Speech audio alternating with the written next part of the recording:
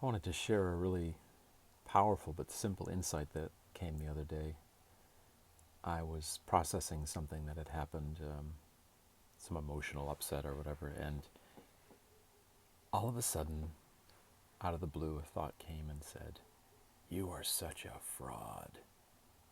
And the deeper feeling was that because I was having this emotional response or processing these emotions or something, that I was a spiritual fraud. And it's funny now, but at the time, it got some belief. It was like, oh, it's like getting hit in the stomach. And very quickly, a new insight popped up, and I said, "You are such a fraud. Who is saying that?" And I saw, and it's funny, it sounds so stupid to say this because this is kind of like super basic 101 thought was saying, "You are such a fraud." But the thing that changed, that turned in that second, was that it was seen really clearly that it was talking to itself. It's always only speaking to itself. And when I turned it that way, I saw that what it was speaking was the truth.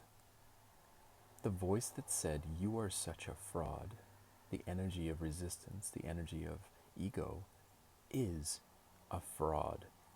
So what it said, far from being vicious and destructive, was really helpful.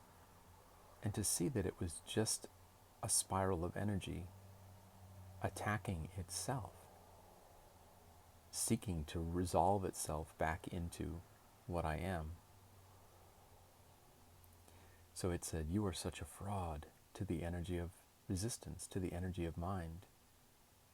And then I started to think about other common thoughts that plague people, especially on this path or journey to spiritual awakening, or whatever you want to call it. And often the real trump card of the ego energy are thoughts like these, "You're never going to get there. You won't get enlightened. You're going to spend the rest of your life wasting your time." And if we look at another one, "You'll never get there."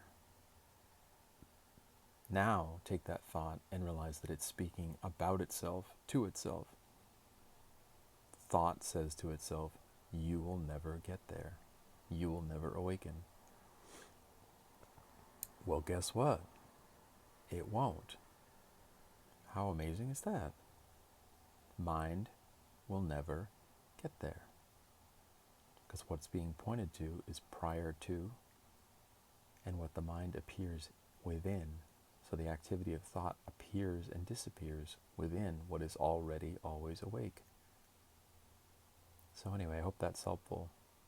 Next time one of those superego type thoughts comes in, which tries to tell you that you're lost and you're never going to get there, think about turning it and hearing it as thought speaking to itself, about itself, and you're simply watching that play, and hear the truth of what it's saying to itself and realize the freedom in that. The only thing that's limited is that commentating voice of resistance that comes in and criticizes itself.